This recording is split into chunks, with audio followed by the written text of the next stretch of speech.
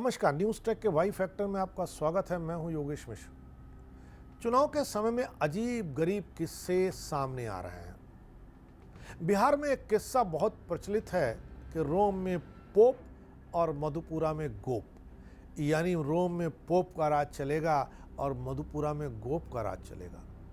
Madhupura Lok Sabha seat 1967 में अस्तित्व में आई। तब से अब तक मधुपुरा में 16 आम या उपचुनाव हुए। दिलचस्प यह है कि इन 16 चुनाव में मधुपुरा से किसी भी पार्टी का जीता हो गोप ही जीता है।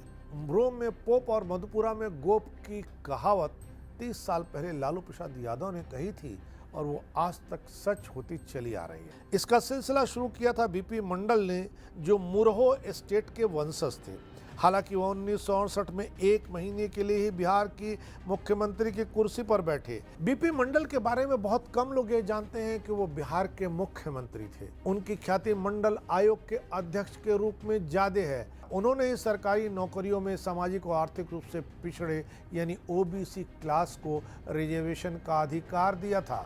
मंडल के बाद मधुपुरा से 4 बार सांसद रहे शरद यादव, 2 बार लालू यादव, 2 बार राजेश रंजन और पप्पू यादव। 1998 से मधुपुरा सीट नीतीश कुमार की पार्टी और लालू यादव की पार्टी के पास ही है। दोनों दल बारी बारी से जीतते चले आ रहे हैं। 2024 के लोकसभा चुनाव में भी यहां मुख्य लड़ाई गोपों के बीच में ही है। मैदान में 9 उम्मीदवारों में से मुख्य मुकाबला जदयू नेता और निवर्तमान सांसद दिनेश चंद्र यादव और राजद के कुमार चंद्रदीप के बीच है। दिनेश ने 2019 में पुराने योद्धा दिवंगत शरद यादव को हराया था। इस चुनाव में भी लोगों का कहना है कि पलड़ा चाहे जिसकी तरफ झुके, लेकिन जीतेगा मधुपुरा से गोप ही। मधुपुरा निर्वाचन क्षेत्र के कुल 13.7 लाख मतदाताओं में से 5 लाख यादव हैं।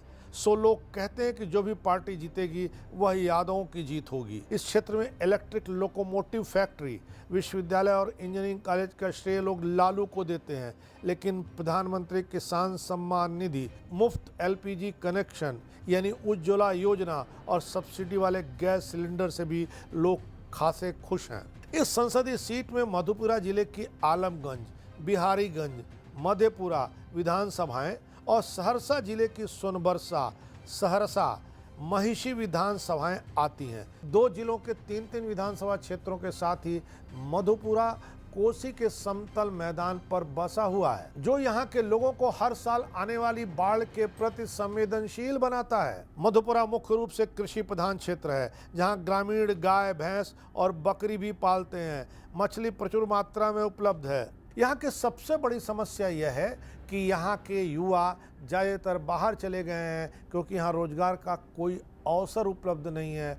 आप ये भी कह सकते हैं कि रोजगार का अवसर बिहार में ही उपलब्ध नहीं है। लेकिन चाहे जितनी सुविधाएं कम हो जाएं, चाहे जितनी दिक्कतें बढ़ जाएं, लेकिन लड़ाई गोप के बीच में होगी। राज यहाँ गोप ही करेगा। इस बार इतना ही। अगली बार फिर मिलेंगे किसी नए सवाल पर नए ढंग से बात करने के लिए।